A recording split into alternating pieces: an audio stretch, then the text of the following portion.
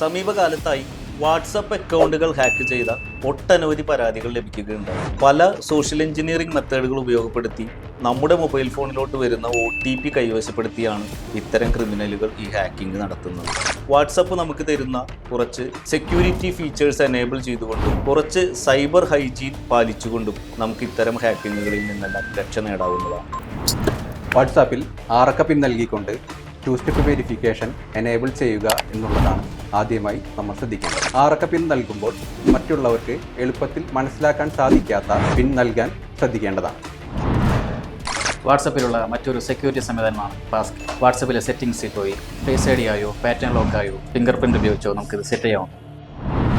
ഇതിനു പുറമെ നിങ്ങൾ നിലവിൽ ഉപയോഗിക്കുന്ന ഇമെയിൽ അഡ്രസ് വാട്സപ്പിൽ ആഡ് ചെയ്യുക. ഇമെയിൽ അഡ്രസ് ആഡ് ചെയ്യുമ്പോൾ നിങ്ങൾ മറ്റുള്ളവരുടെ ഇമെയിൽ അഡ്രസ് ആഡ് ചെയ്യാതിരിക്കാൻ പ്രത്യേകം ശ്രദ്ധിക്കുക. കൂടാതെ നിങ്ങൾക്ക് ഇമെയിൽ വഴിയോ മെസ്സേജുകൾ വഴിയോ ലഭിക്കുന്ന അനാവശ്യ ലിങ്കുകളിൽ ക്ലിക്ക് ചെയ്യാതിരിക്കുക. നിങ്ങളുടെ വാട്സപ്പ് അക്കൗണ്ട് ഹാക്ക് ചെയ്യപ്പെട്ടു എന്ന് തോന്നിയാൽ എത്രയും പെട്ടെന്ന് അടുത്തുള്ള സൈബർ ക്രൈം പോലീസ് സ്റ്റേഷനുമായോ സൈബർ സെല്ലുമായോ ബന്ധപ്പെടുക.